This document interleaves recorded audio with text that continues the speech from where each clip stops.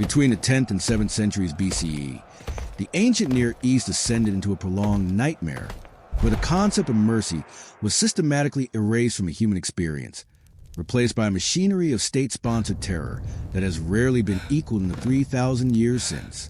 Picture, if you can, a world where the passage of time was not marked by the gentle turning of seasons or the cycles of the harvest, but by the relentless, thundering cadence of iron-shod boots marching out from the heart of northern Mesopotamia. In this era, the very air seemed to vibrate with perpetual anxiety, a collective holding of breath that stretched from the Zagros Mountains to the Nile Delta, where every city, village, and hamlet lived under the brooding shadow of a singular, terrifying question. Would the Assyrian wolf come to the door this year? Survival in this age of iron and blood did not depend on the thickness of your walls, the bravery of your princes, or the favor of your local gods. It depended entirely on a terrifying geopolitical lottery, whether the kings of Ashur decided to march north to the mountains or south to the sea, whether your tribute arrived a day too late, or whether your particular set of skills was deemed useful enough to spare you from the stake. The Assyrian Empire was not merely a political entity. It was a psychological phenomenon, a sprawling engine of conquest that transformed the cradle of civilization into a landscape of perpetual fear. From their imperial core along the banks of the rushing Tigris River, where the heat radiates off the mud brick walls and the dust tastes of copper, the Assyrians constructed the largest empire the world had yet witnessed. Their dominion stretched like a suffocating blanket from the snow-capped peaks of modern-day Turkey to the scorching deserts of Egypt, and from the azure waters of the Mediterranean deep into the rugged plateau of Persia. But to measure the Assyrian Empire merely by its square mileage is to misunderstand its true nature. What set the civilization apart, what carved their name into history with a chisel of trauma, was their innovation in the industry of suffering.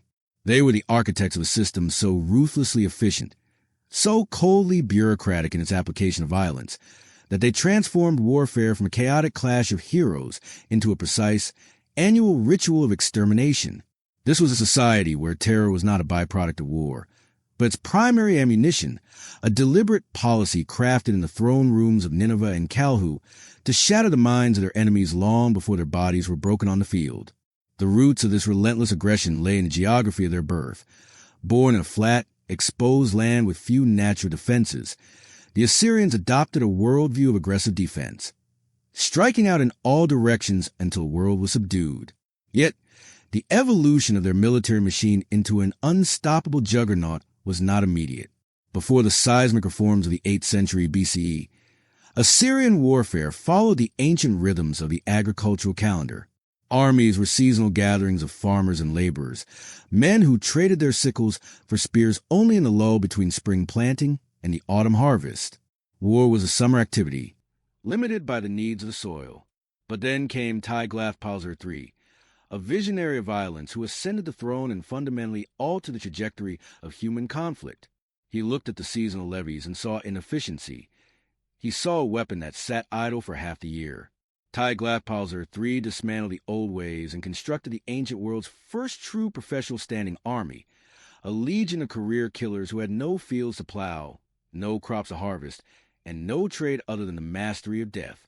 These men were outfitted with the best equipment the empire could forge, standardized and mass-produced in royal armories. They received regular pay, constant training, and drilled until they moved as a single, multi-limbed organism. This transformation was nothing short of revolutionary. Suddenly, the Assyrian Empire was no longer bound by the seasons. They could launch campaigns in the dead of winter, marching through snow and ice while their enemies huddled by their hearths. They could maintain multiple armies in different theaters of war simultaneously, striking a rebellion in the Levant while crushing a mountain tribe in Zagros. Most terrifyingly, they could conduct prolonged sieges that lasted for years, starving out cities that had previously thought themselves safe behind their high walls. The sheer relentlessness of this new model was overwhelming. King Shalmaneser III, a formidable ruler of the Old Guard, had campaigned for 31 years of his 35-year reign, a staggering feat of stamina. But even he could not match the omnipotence of the machine that followed. With the professionalization of the army, warfare became the heartbeat of the state.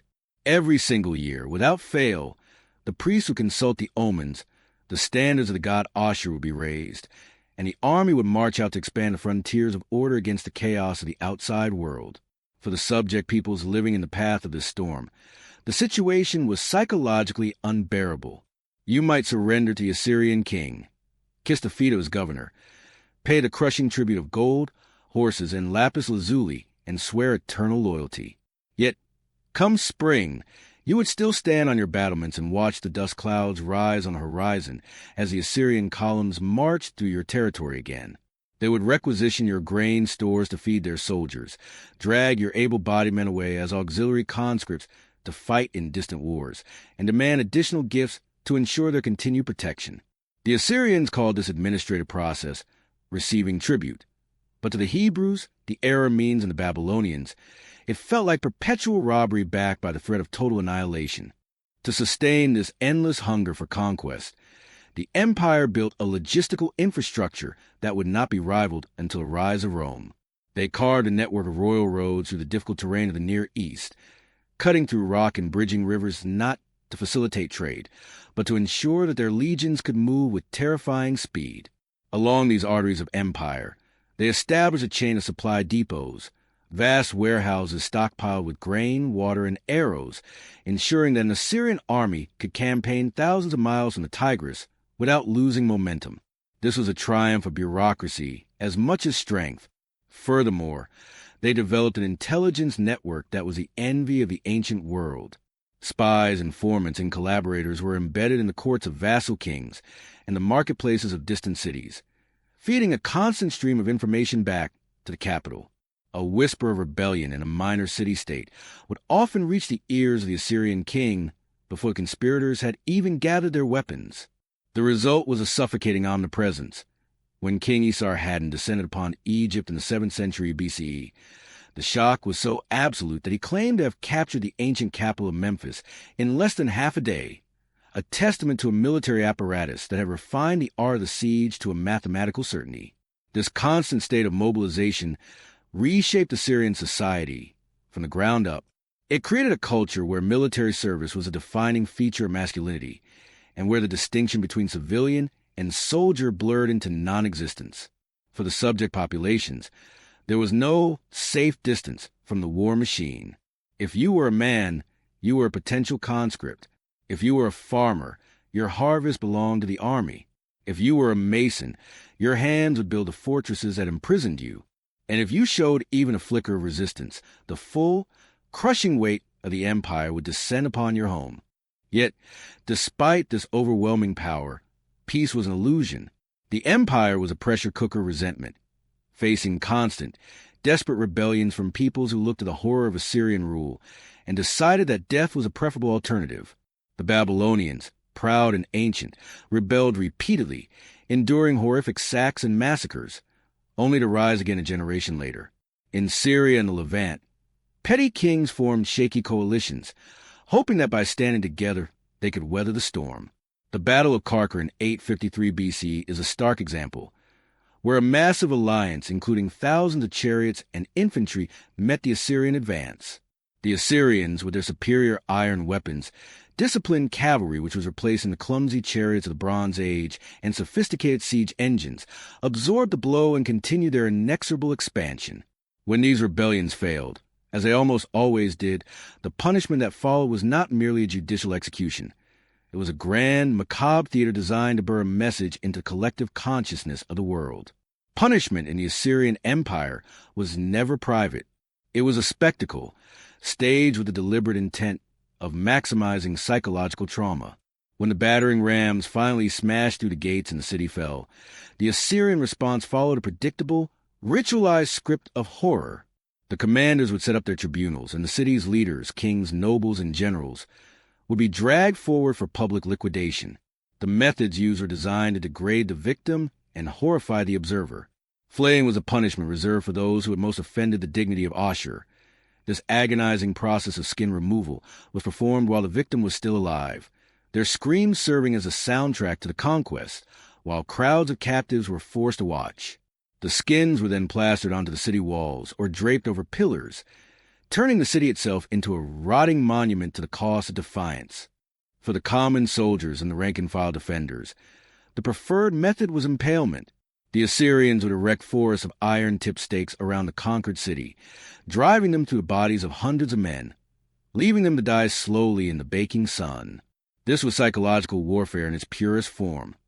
Anyone approaching the city would have to walk through a literal garden of death, smelling the decay and seeing the consequences of resistance before they even reached the gates. The civilian population faced a different, but no less traumatic, set of horrors. While women and children were generally spared immediate execution, they were viewed as movable capital. They would be rounded up, bound and sold into slavery, or deported to the far corners of the empire, their families shattered and their lineages erased. Men who were not executed might be blinded, their eyes gouged out with the points of spears, leaving them to wander the ruins of their homes as living, breathing reminders of Assyrian power. Others suffered amputations, noses, ears, or hands cut off to permanently mark them as defeated enemies. King Ashurnasirpal II, in his royal inscriptions, speaks of these atrocities with a chilling pride, boasting of creating piles of heads and pillars of corpses at the gates of cities. This was not the shame of a brutal warlord. It was the pious bragging of a king who believed he was doing the work of the gods. In the Assyrian worldview, order was divine and resistance was chaos.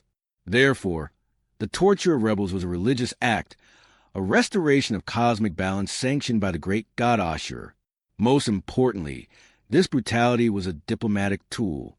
Assyrian palace reliefs, carved with exquisite artistic skill, depict these scenes of torture in graphic detail. Soldiers smiling as they sever heads, scribes tallying piles of hands like accountants counting grain. These reliefs lined the walls of the throne rooms where foreign ambassadors were received. Imagine the psychological impact of being a diplomat from a small kingdom, walking down a hallway lined with realistic stone depictions of what happened to the last king who refused to pay tribute. The message was unmistakable. Negotiate, submit, or this will be your future. Under the Sargonid kings, the theater of cruelty was refined even further. Sargon II and his successors would parade high-ranking prisoners through the streets of Nineveh, wearing neckstocks, sometimes keeping them in cages like animals to be mocked by the citizenry. The bodies of the slain were often denied burial, the ultimate curse in the ancient world. Left to be torn apart by jackals and vultures, a final indignity that condemned the spirit to wander eternally. The ancient historian Diodorus Siculus, writing centuries later but drawing on these deep cultural memories, noted that the Assyrians would sometimes maim prisoners and leave them alive, creating a class of people whose only function was to suffer as a warning to others. For the subject of the empire, the lesson was absolute. Loyalty was not a request. It was a biological imperative for survival, and disloyalty would not result in a quick, honorable death, but in prolonged, humiliating dismantling of the self. The terror was so effective, so penetrating, that historical records tell of cities that, upon hearing the Assyrian army was merely approaching, would preemptively execute their own leaders who had advocated resistance, cutting off their heads and sending them to the Assyrian king in baskets as a desperate plea for mercy. Yet, for those who managed to survive the initial conquest and the subsequent purge, life was still dictated by the arbitrary whims of imperial policy. One of the most distinctive and devastating features of Assyrian rule was the practice of mass deportation on an industrial scale. This was social engineering practice with a cold, iron hand. Between the 9th and 7th centuries BCE, scholars estimate that the Assyrian state forcibly relocated approximately 4.4 million people. This was one of the largest forced migrations in human history up to that point. These were not chaotic refugee movements. They were carefully planned logistical operations. The Assyrian bureaucracy would assess a conquered population, identify the skilled craftsmen, the scribes, the metalworkers, and the priests, and strip them from their homeland, transporting them to the Assyrian heartland where their talents could build the glory of Nineveh and Calhu. Meanwhile, agricultural workers might be shipped in the opposite direction, sent to repopulate a province that had been decimated by war years prior. The strategic goal was twofold.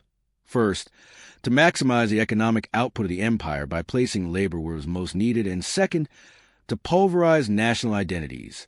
By taking a people, separating them from their ancestral lands, their local gods, and their kinship networks, and scattering them across the empire, the Assyrians ensured that no coherent resistance could ever form again. This is the historical reality behind the lost tribes of Israel. When Sargon II captured the Israelite capital of Samaria in 722 BC, he didn't just conquer it, he hollowed it out. Assyrian records confirm the deportation of 27,280 Israelites, moving them hundreds of miles east of the Zagros Mountains and the cities of the Medes. These deportees faced a harrowing journey, walking for months under the watchful eyes of Assyrian guards.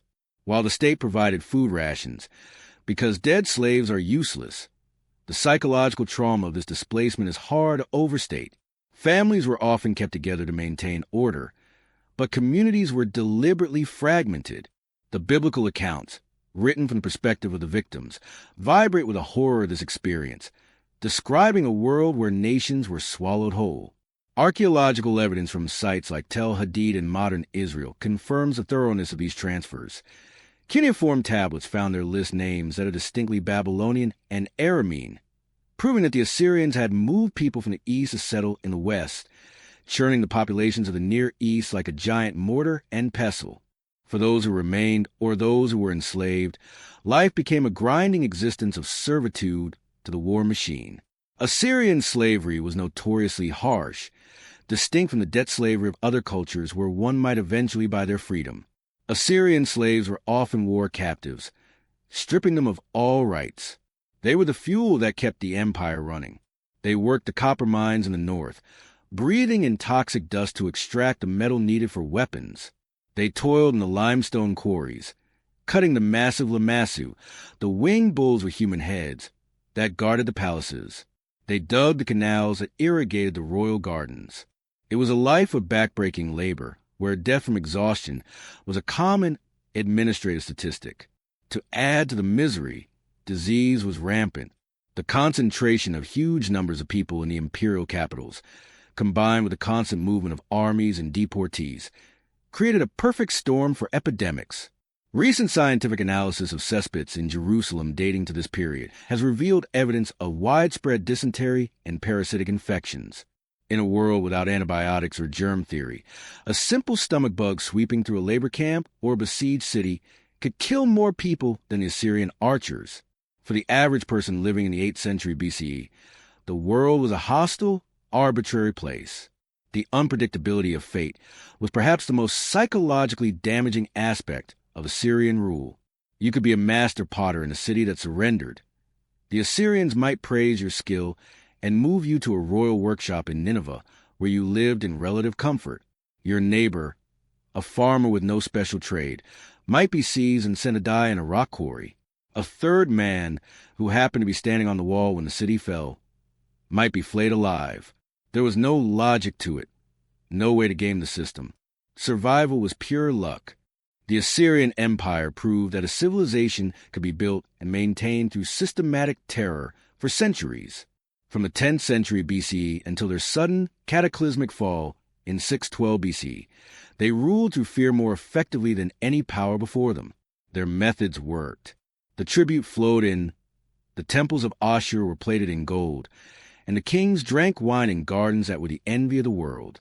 But the Assyrians also demonstrated the ultimate fragility of rule by fear. By relying solely on terror, they created a world where they had no friends, only victims waiting for a moment of weakness.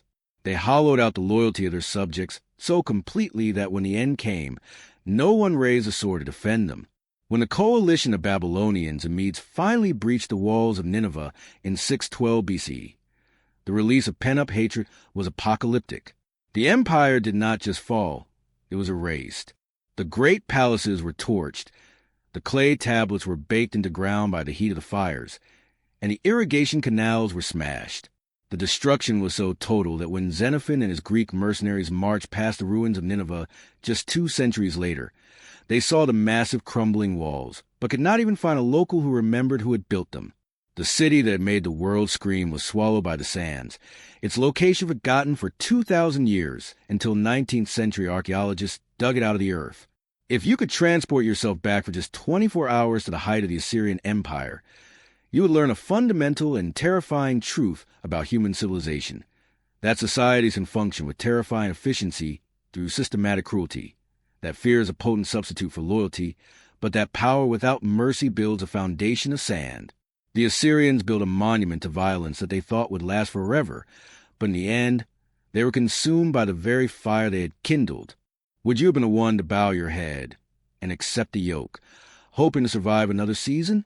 Or would you have stood on the wall, looking out at the endless rows of iron spears, and chosen to fight, knowing that your defiance would be carved into the memory of the world as a warning to others?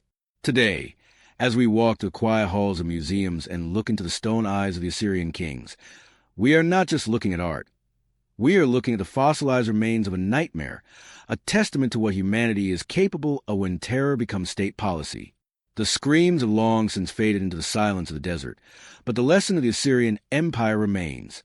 An empire built on blood ultimately drowns in it.